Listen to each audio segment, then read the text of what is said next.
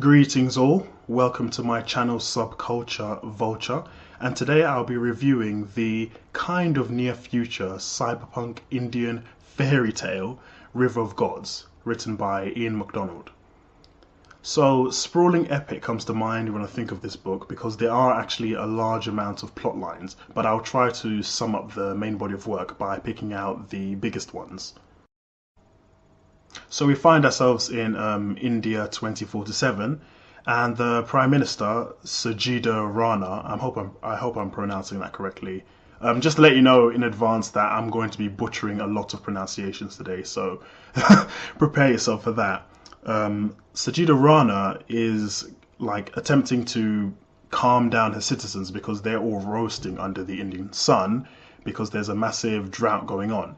Now, she has a personal aide called Shaheen Badul Khan, and together they're trying to negotiate the purchase of this giant iceberg in order to deal with the water shortage. So Shaheen's doing his thing, he's playing the dutiful assistant to perfection, and he progresses through the ranks quickly. So all around, he's just a very good, reliable civil servant. But unfortunately, he has this very, very dark secret, and it relates to his sexual preferences. And if those sexual preferences were ever to be revealed to the public, then it would probably destabilize the entire government. Then you've got this Krishna cop who goes by the name of Mr. Nanda. And what Krishna cop does is hunt down level 3 AIs. Now, level 3 AIs are artificial intelligences that are actually smart enough to pass off as human. The government considers these entities too dangerous and passes law called the Hamilton Acts in order to make them completely illegal, which is why Mr. Nanda and other Krishna cops are tasked with hunting them down and removing them. So, think of android hunter Rick Deckard in Do Androids Dream of Electric Sheep. Think of that guy, but with a massive stick up his ass. And then you have Vishram Ray, and he's a comedian that ends up having to inherit this giant energy company after his father steps down. And the whole situation knocks him for six, not just because the whole situation is really unexpected, but immediately he's like knee deep in corporate as well as familial politics. So you know you've got these companies determined to snap up their paradigm shifting technology. And then on the family side, you've got one of his brothers that wants to hoard the entire company for himself. So Vishram has this I never asked for this mentality, and he just feels completely lost at sea. And finally, you've got super sexy physicist Lisa Deneau, who's taken on this really secret mission into space to work on this really top secret project. Okay, so the biggest feature of River of Gods is its scope. It's got this massive ensemble of characters. I think that I counted 9 protagonists. So let's say I've already mentioned 3. I'm not going to count Sajida Rana because though she does play a huge part in the story, it's never really told from her perspective. So anyway, you've got Naji the reporter, Tal the newt, and newt is short for neutered because Tal is genderless. You've got Parvati, who's the wife of Mr. Nanda. You've got Thomas Lull, who is an AI genius. And you've got Shiv, this filthy, low down, no good crook. So 9 protagonists and a crap load of main characters. What I found so impressive about this book is the range that McDonald displays. So you've got a diverse mix of characters with many levels of conflicting, contrasting, and sometimes complementary personality traits and beliefs. And each of them hails from a diverse number of backgrounds, and each storyline that they're actually placed in takes on really contemporary issues and concepts. So you've got transgenderism, race, caste, ANIs, government subterfuge, media scandal, and so on and so forth. And it's not just the fact that there is variety, but there's a balancing act on display that sets this book apart. All the plot lines are given their own autonomy, but for the most part, they still provide meaningful contributions to the bigger picture. So, what I think I found most impressive about this book was the level of patience that MacDonald exercises in building up all the plot lines before having them slowly converge on each other. So, I don't really recall there being an instance in which a character stumbled upon another character in a random, one in a million chance of occurring situation. I believe that the stories cross over in a way that is more believable than what I'm used to when I compare this book to other books of the same size and scope. The paths here cross over in a way that kind of adheres to the overall backdrop as well as the statuses of the characters. I found River of Gods to be incredibly primal.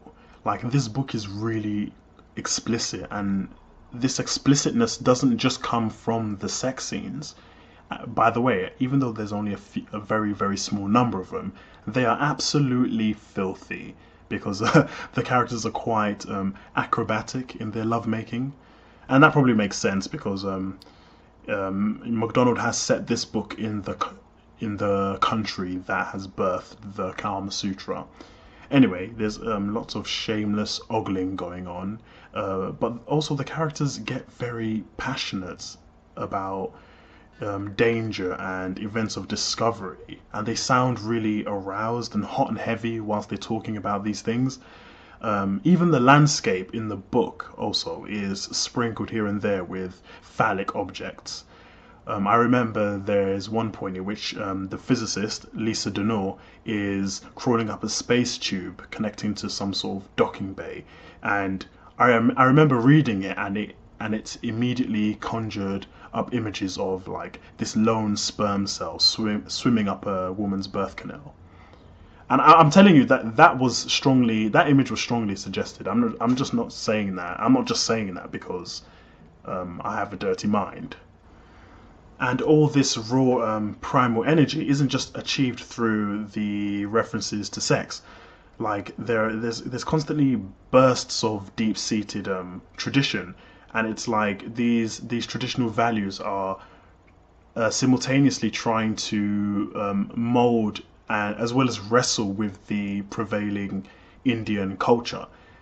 So all along there's this conflict, and society's deciding what traditional values to keep and which ones to discard.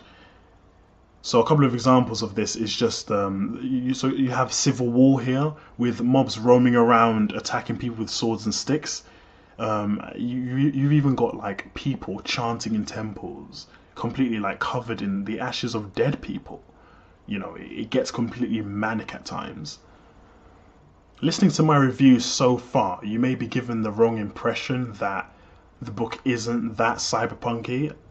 I can assure you it definitely is. It's just that it has this really distinct mystical flavor to it, which is really impressive, and it's one of the reasons why I was actually attracted to this book in the first place, because Ian MacDonald is said to have this ability to set a futuristic storyline in a developing nation. And after reading this book, I can definitely confirm that he is very good at doing this. It's actually led to my decision to purchase one of his other books, Brazil. But actually, to be fair, I was also attracted to that title because it shares the same name. It shares the same name as one of my favorite films, Brazil. Now, it's difficult for me to judge the book's realness, its authenticity in regards to its portrayal of India, but MacDonald's prose is so confident and commanding that it kind of gives me the impression that this is the real deal. I've yet to come across anybody who disagrees with his portrayal of India, and this is in comparison to Paolo Bacigalupi's portrayal of Thailand in The Wind-Up Girl. Like that mural of Thailand was very, very controversial. Like, a lot of people were saying that that's not an accurate representation of the country. But here, I think Ian McDonald seems to be on the money. But if not, put a comment down below and let me know what you think if you have read the book. One of the aspects of the book that I use to gauge its authenticity in regards to its portrayal of India was the liberal use of Indian specific words. There are a crap load of them. Now, the problem I had is I didn't read the glossary because I have this really annoying tendency to be deathly afraid of spoilers. So I don't read the book blurbs, I don't read the contents page. I don't even watch movie trailers or read video game reviews. So what happened with me was I didn't know that there was a glossary, so I found it very difficult to maneuver through the book. But I still believe that even if I had read that glossary, I would have found it difficult to get through the book anyway because there aren't that many clues within the text to infer the meaning of that Indian specific word. So, I mean, unless you're willing to constantly flick back and forth between the actually reading the story and then going to the glossary to kind of figure out what the Indian specific word meant, I feel as if the number of them made the storyline just a little bit too alienating at times. Now, for the most part, I've neglected to mention just how much technology there is in this book. I can assure you this book is very tech heavy, and I think the most intriguing use of technology in River of Gods is the way it makes the supernatural seem feasible. So I remember in the Foundation trilogy by Isaac Asimov, the scientists are viewed as prophets and soothsayers simply because they have so much expertise in mathematical, economic, and psychological study. So a good example of this, of the equivalent in River of Gods, is the inclusion of M theory, and it's used to beautifully explain how all things in the world are connected.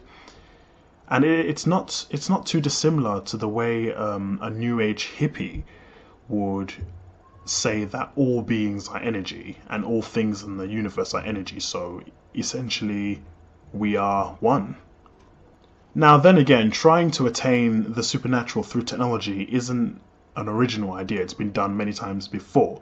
Like a good example of it being in Jeff Summers' The Electric Church, where they try to make immortality feasible by transferring the brain from an organic substrate to a metal one. But River of Gods takes this concept to a crazy new level, and it's just so much more convincing the way McDonald has done this.